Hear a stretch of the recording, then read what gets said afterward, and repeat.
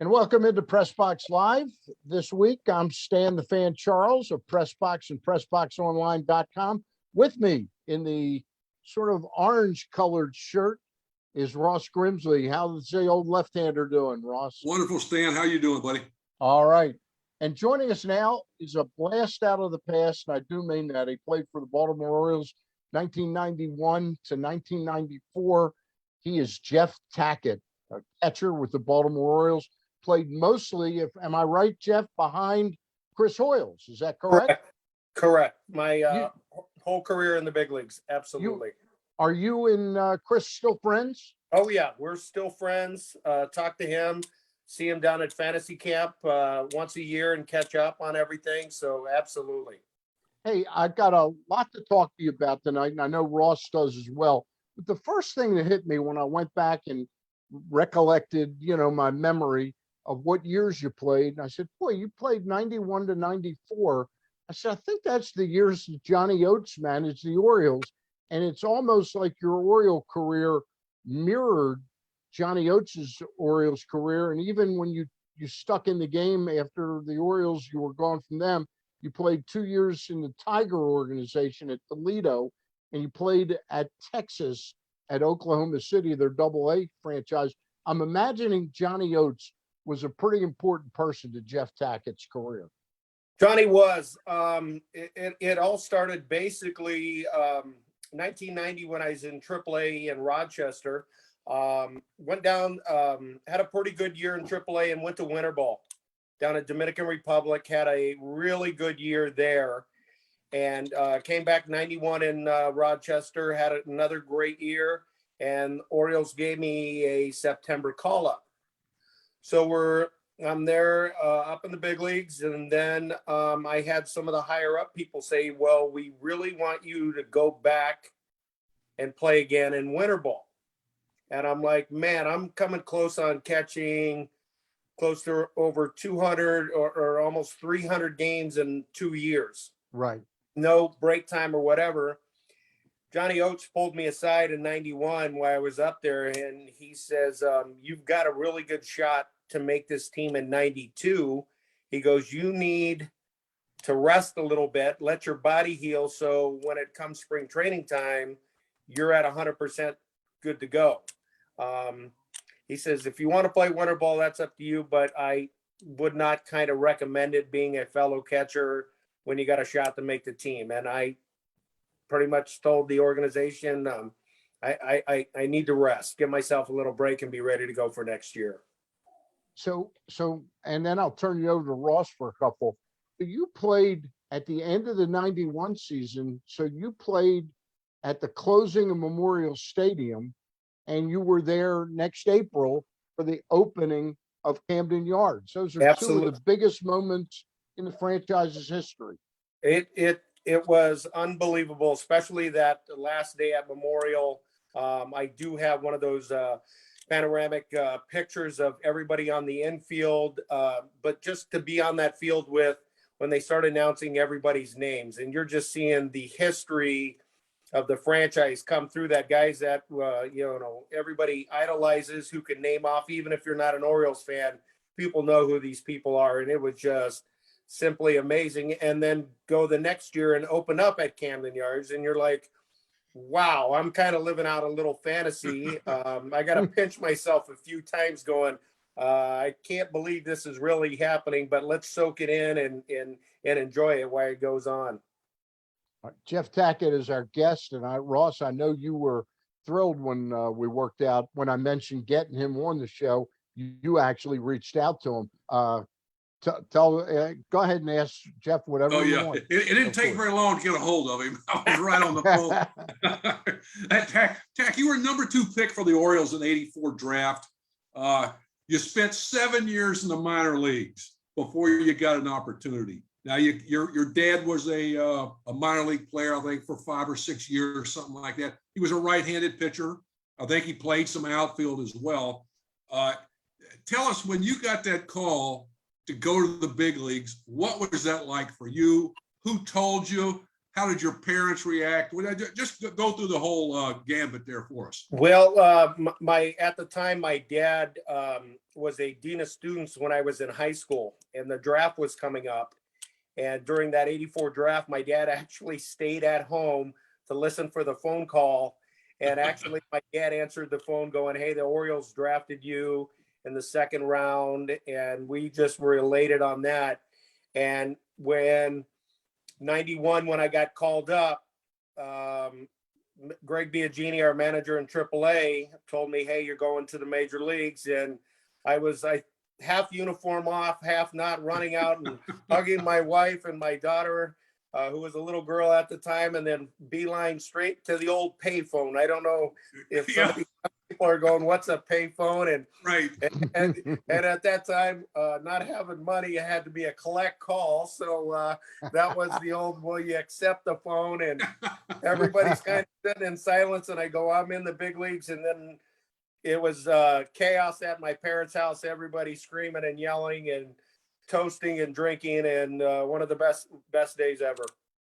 What did your dad think? I know my dad, he played, he was a minor league player, and he would sit in the stands, with my family and not say anything during the games.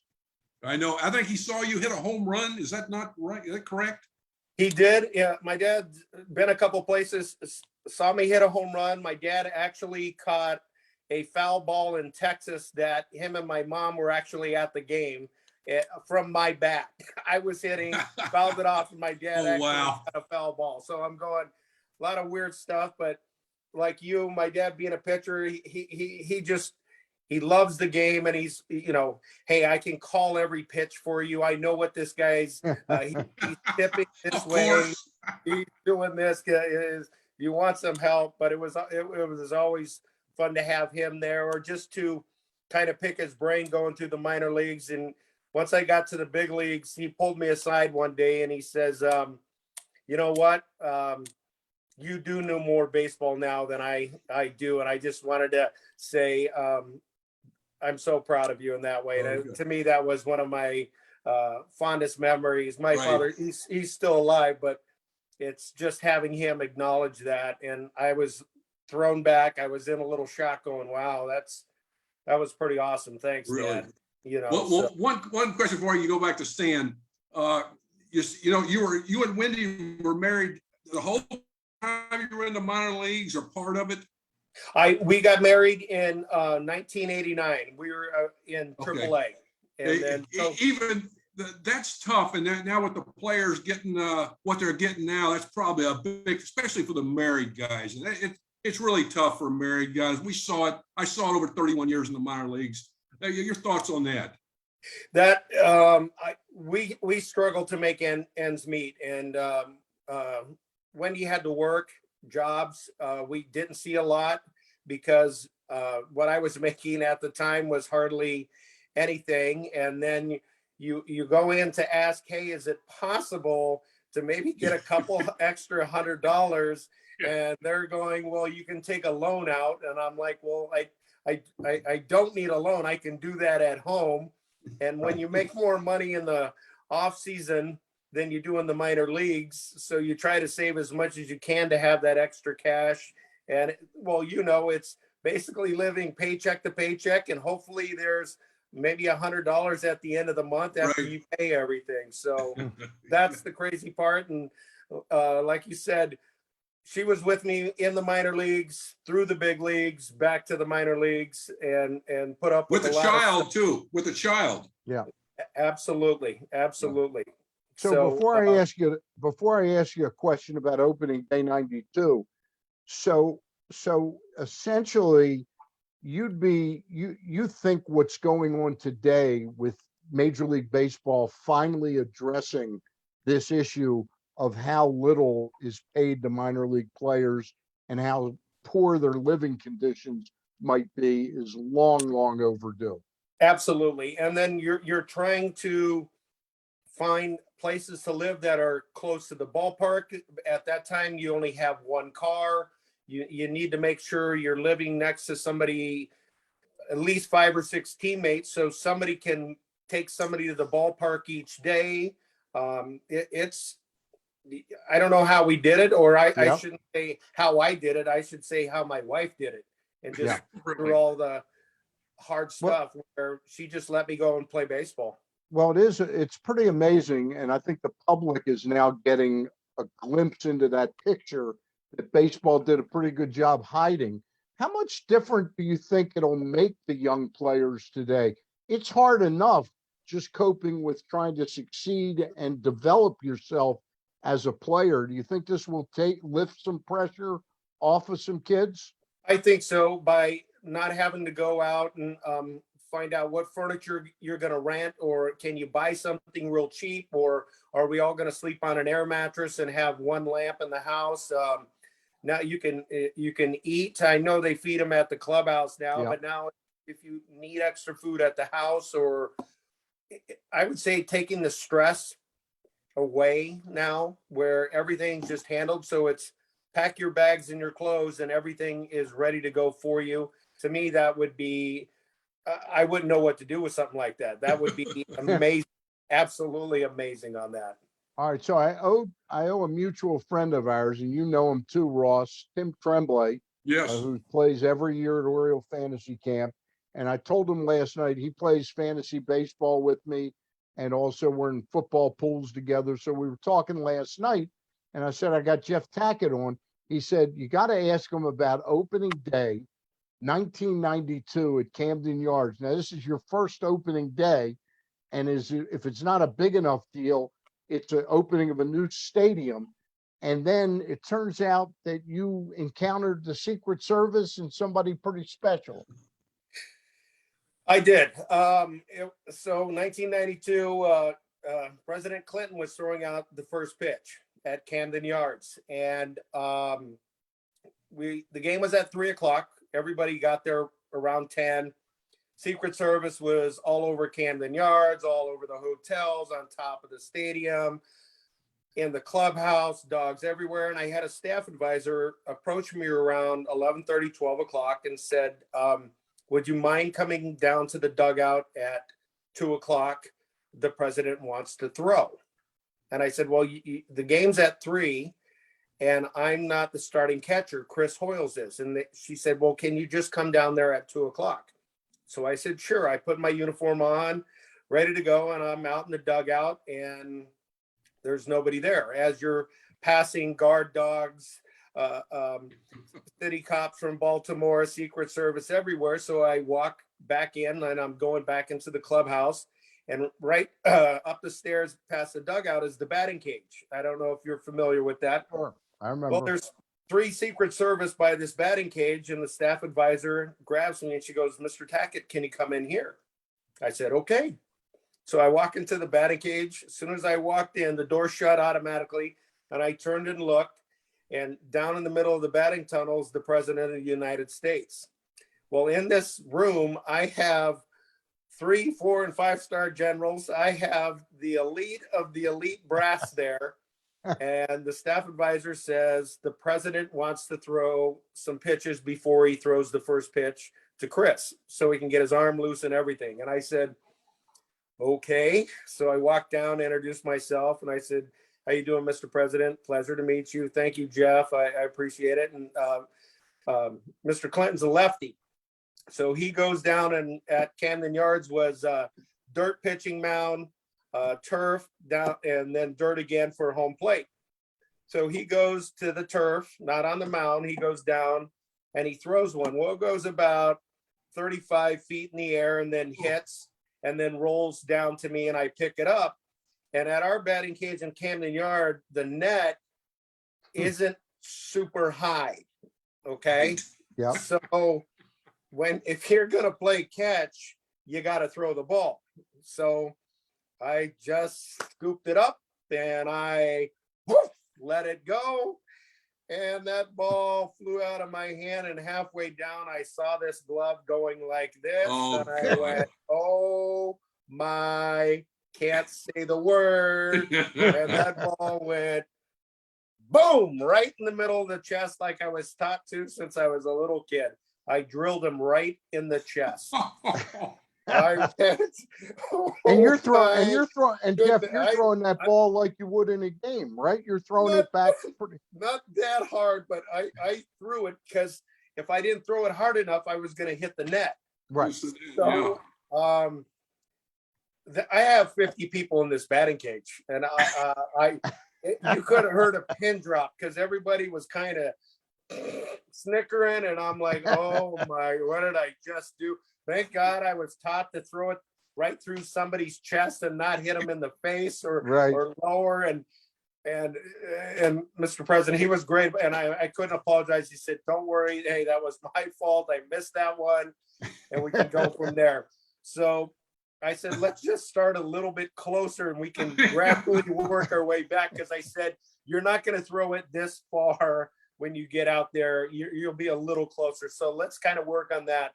So we ended up playing catch for about the next 25 minutes to get his arm loose, kind of taught him some mechanics in throwing, how we kind of want to hold a baseball.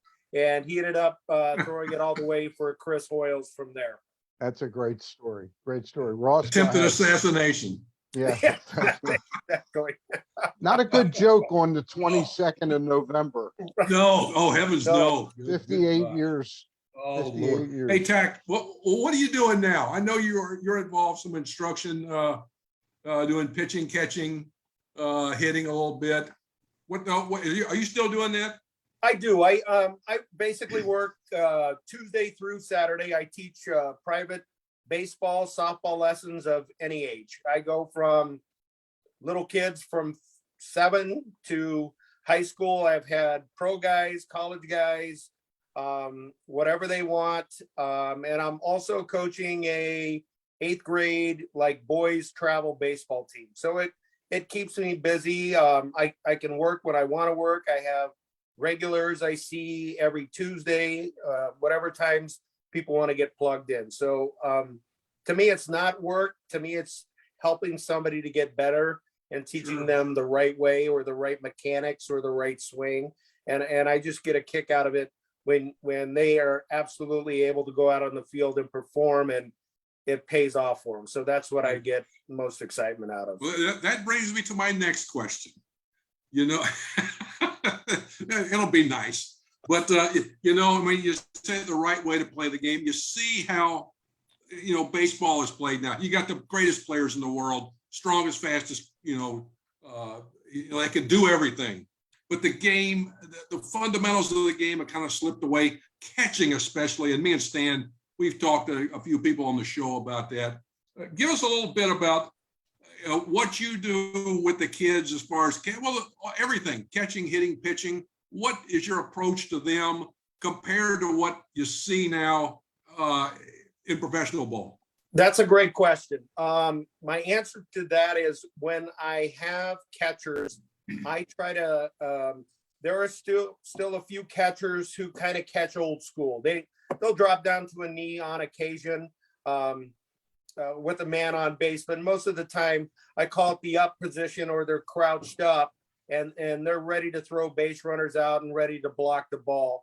Those are the people that I have a tendency to have my kids watch. Go take a look at a Buster Posey catch.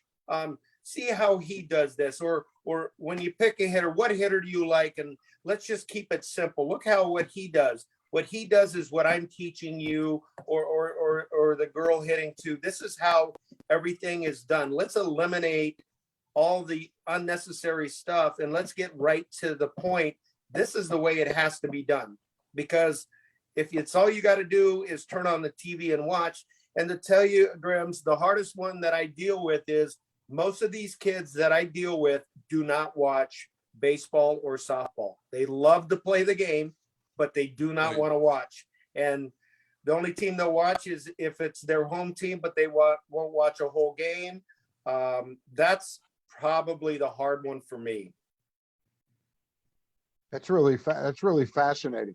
You and I, before we started the Zoom and Ross joined us, we were talking about pitch framing, which I politely call cheating, because the strike zone is defined in the rule book, and you're teaching, you know, in other words, you're catching the ball when it's not quite a strike, and you're showing the umpire that it was a strike.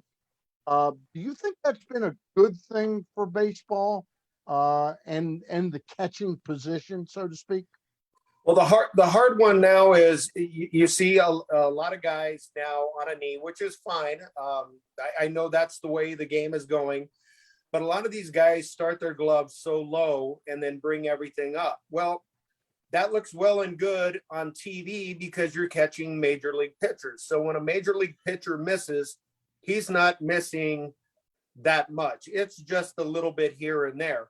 Well, when you have people trying to teach little kids or even high school kids how to do this, they're playing catch with the backstop because they're trying to catch pitches that are not even close to being a strike and trying to make it a strike. And now the ball just keeps going back to the backstop and they're having to go get it. Again, I had old Elrod Hendricks, who was one of my favorite catching coaches. One of the guys who molded me into what I am. He was with the Orioles for a long time, was Lance Nichols. He was a hard-nosed catching instructor, and man, oh man, you did not want to let him down, but he basically, Lance helped me get to the big leagues. I just couldn't ask enough questions and little ways on stuff, how he taught me how to receive and how to take certain pitches and make them strikes. And his favorite words were, a ball's a ball and a strike's a strike. So let's just catch the ball how it Catch should the be ball. catch the ball. So here's my point. Somewhere along the line, the geniuses that sort of run the game, that are the engine of how people think in the game, somehow, even with a brace runner on, it seems that they're more intent on wanting to position themselves to pitch frame rather than catch the ball. I'm not even talking about throwing a guy out at second. I'm talking about just simply allowing him to walk the second. Watching Oriole catchers the last 3 or 4 years, it's been absolutely mind-boggling, Jeff.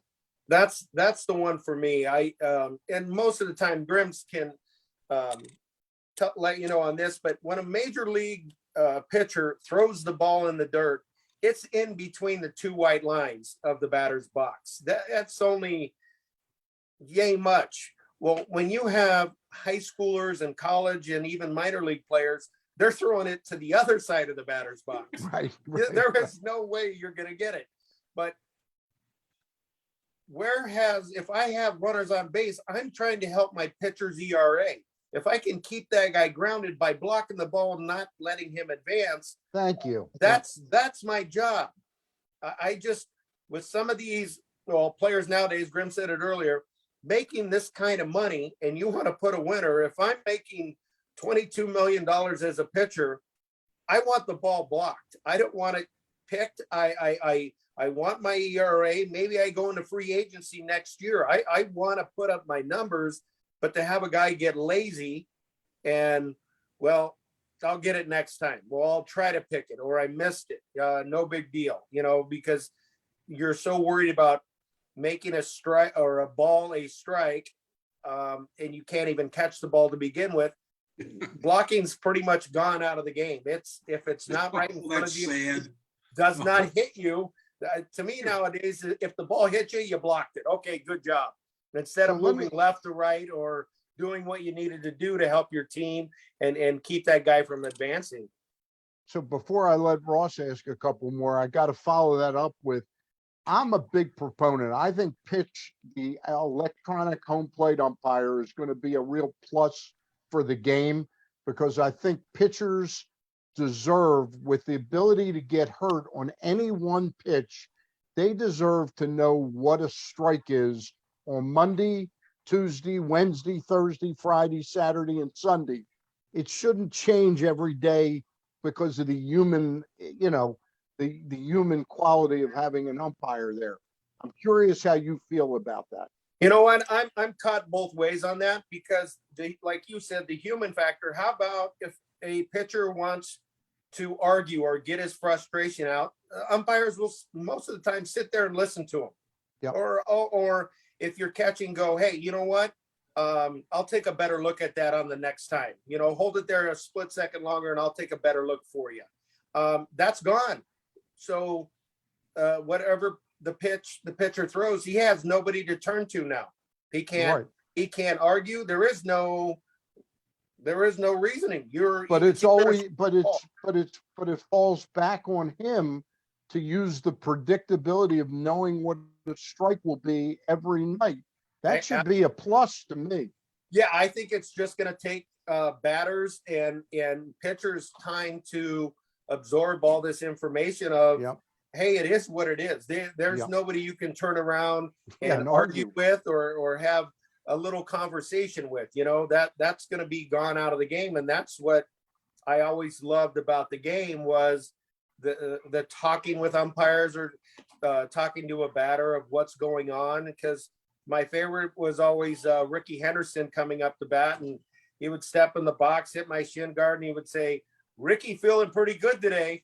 Yeah. Love that Always in a third person. And I said, well, Tack's feeling pretty good today too. Ricky, I don't know if you can outrun this arm. He said, Ricky and Tack going to have a lot of fun out there today. I said, well, let's get it on. Ross, go ahead. Oh, hey, well, let me, the game really hadn't changed. They're trying to change it, but we talked to some people in the Appalachian League that they're letting them, actually have baseball people running that league. They're coaching and doing things in there and trying to get back to a little, what it used to be done. Old school. Well, you don't get cards to tell you where to play.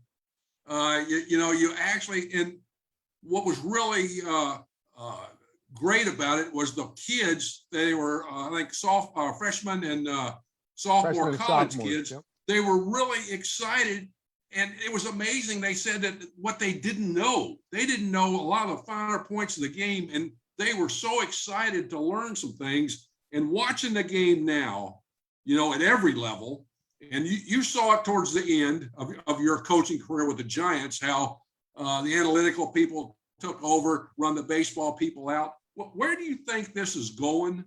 And is there going to be hopefully a chance to get back the way the game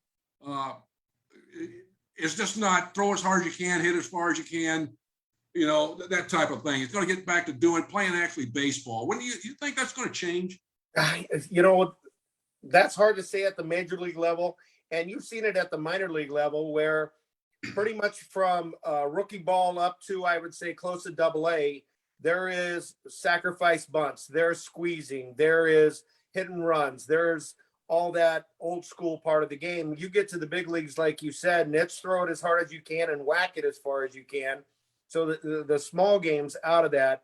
Myself as a coach, I try to let my catchers call their own game. I think the understanding, I try to explain to all my players, where did he foul that ball off? Was the batter early? Was he late? Do we always stand in the same spot, or are we going to move because it's a 2-0 count and let's move a little bit to the pull side? Now, if it's 0-2, are we going to shade him the other way because now he's more a defensive hitter? Where does he bat in the lineup? Can he run? Who made the last out? Will he run? Who's the guy hitting on deck? Is it the 3-hitter or the 9-hitter? Can you guys tell me that? So I got my guys constantly thinking where I'm hopefully trying to help them before they get to high school. But there was kind of, to me, no thinking done because everybody else, like you said, from analytics is thinking for you. So I'm just going to go stand out there and pull. I got it right here. When Grimsley's hitting, I'm going to go, okay, I'm going to stand in spot 29 over here and come in 10, 15 steps. And no matter what, I'm going to go here. So to me, that was what I didn't need. Well, back then I didn't have a computer. I had it right here. Yeah. I was fortunate enough to have, Ross Grimsley, Tippy Martinez, Scott McGregor, Mike Flanagan was a huge influence to me. When I got called up in 91, we'd go down to the bullpen and Mike would pull me aside and he goes, "You ready for school?" And I said, "I'm ready to go." And we'd sit down and he'd go over every single batter, how you're going to pitch them with if you need a ground ball, how you're going to pitch him to strike him out. How do you want to pitch him to get a fly ball to help your guy get out of that situation? And we went over every single guy, and I'm like, Mike, keep going. Am I boring? I'm like, no, I want to know everything. So when my pitcher got in or that situation, I already knew what pitch I was throwing. I knew 4 pitches ahead what I was going to throw if it was a striker ball. I knew what I was doing. So I was very comfortable with that. Tack, one of the things that you don't see now, and they have the pitcher's data throw on the side, or a reliever's going to throw a touch and feel or whatever.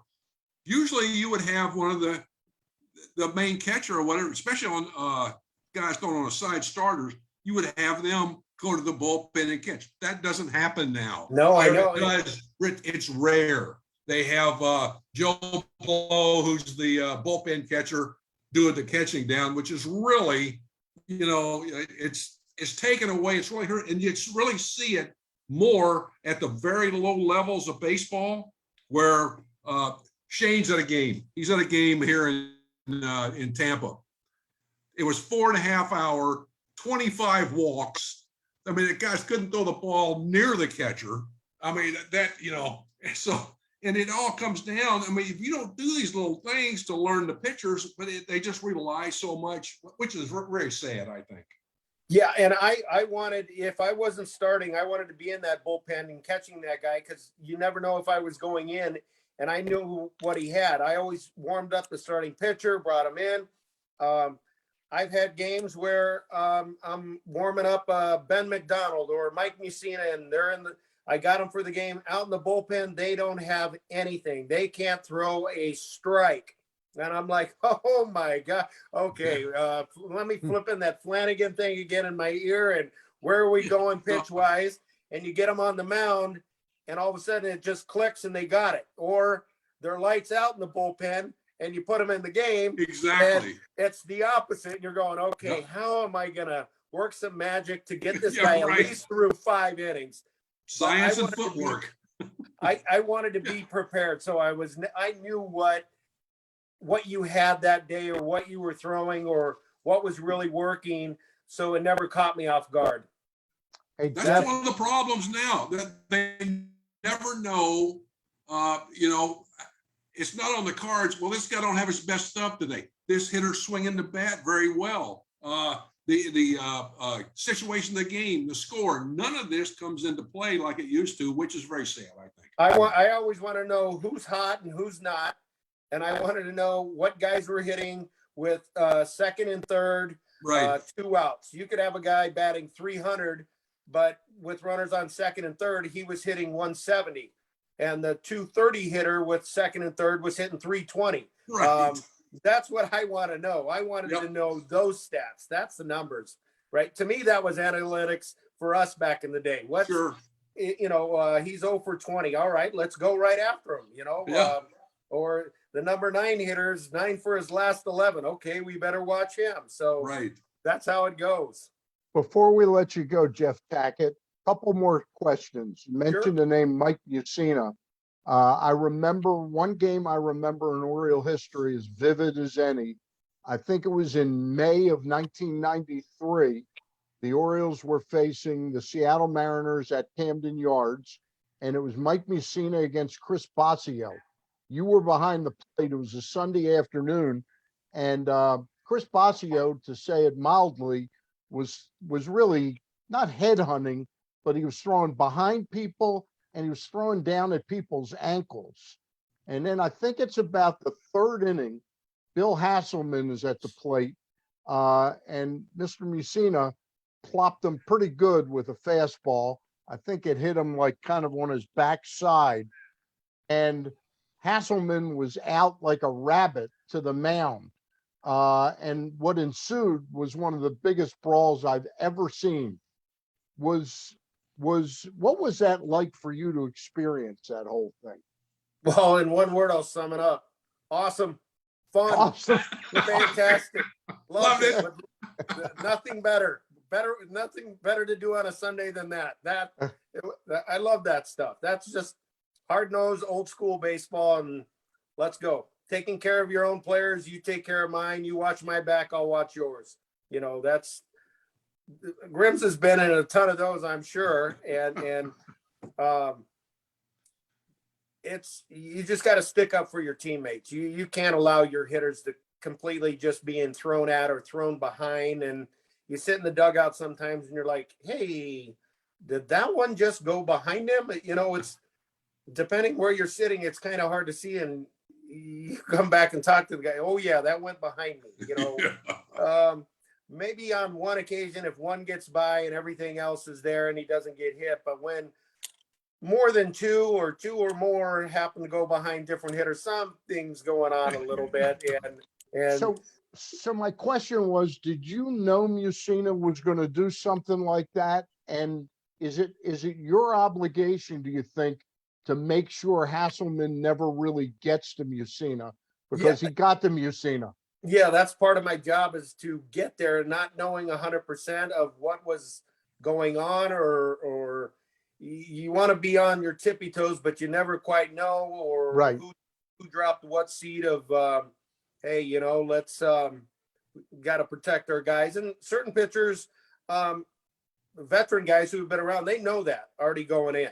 You know, that's an unwritten rule or knowledge that oh, I got it. Don't worry about this. Yeah. Or you could have Grims go, let's say I'm playing Trey, I'll pat you on the back going, don't worry, that won't happen again. I'll make sure. I'll take care of this coming up. You know, it's I have to hit him with my changeup. I I always had it in my mind, Jeff, that Sutcliffe, between the first and second and third, he's saying to Mussina, this can't go on, Mike. You got to do something. Well, and if you look at our staff, most of our starters were really young that year. Yeah, Ben and Sutcliffe was our only veteran. They have some older guys out in the bullpen, but starter wise, we were pretty young, and it's just handing down logic or baseball knowledge, I should say, from an older pitcher going to a younger guy to explain this is what needs to happen, because in certain instances, if you don't stick up for your guys, are they going to stick up for you if something happens? You know, that's the old thing there. So I would say, like you said, a little birdie tweeted in somebody's ear. Hey, last question I have for you, and it kind of piggybacks on that, is that day in that brawl, Cal Ripken came as close as he ever did to ending up having to miss the next day's action. Just what it was like. You came into the big leagues, and Cal Ripken is probably 2,400 games into his streak when you got it to the big leagues. You didn't last long enough to be with him in '95 when he broke the record. But were you there, part of you there with him when he did break that record? Oh, absolutely. Absolutely. And that was kind of what kind of hurt my career a little bit too, is when we went on strike in '94. Yeah. You know, not saying I would have got back or would have been back with the Orioles, but absolutely, without a doubt. I mean, that is the one thing, and Grims can attest, is you never, when I played in the Orioles organization, was you never use the word I'm tired, I'm sore, because guess what? There's somebody out there who has every right to say it, and he can't wait to put that uniform on and play every single game. So that one, nowadays you hear from a lot of younger players, well, I don't feel good, or I'm a little sore, I'm a little tight. No, and they'll sit out. I want to hear it. Yeah, exactly. With Cal was, if he can do it and you wanted to prove that you could do it too. If you can play, oh yeah, I'm good to go. So to me, it was like I was always ready to play every single day. Yeah. Last thing I got for you, and if Ross has one after me, go ahead, Ross. But Johnny Oates, the late Johnny Oates. It's one thing for a club to let go of a Jeff Tackett, you know, who's you know, a second string catcher, a big leaguer, no question about it. It's another thing to let go of a manager that's doing a pretty damn good job. Johnny, of course, went on to bigger and better things in Texas, but were you pretty stunned when the Orioles let him go in the aftermath of the strike and everything? I was very stunned. because we were having a good year. Yep. A really good 63 year. and 40, 63 and 49. Yeah, we were having a great year, and I think we were just a couple games out of first place, and we we're starting to get hot and everything. And those years I was there, Johnny, we were having great years. We were always in contention. It's the way you see the sports nowadays. You're never secure at any job or any position. You know, I thought I was going to play forever in the major leagues, and it never happened. It's enjoy what you can, but come ready to work, and where the chips fall, they fall. But there's nothing.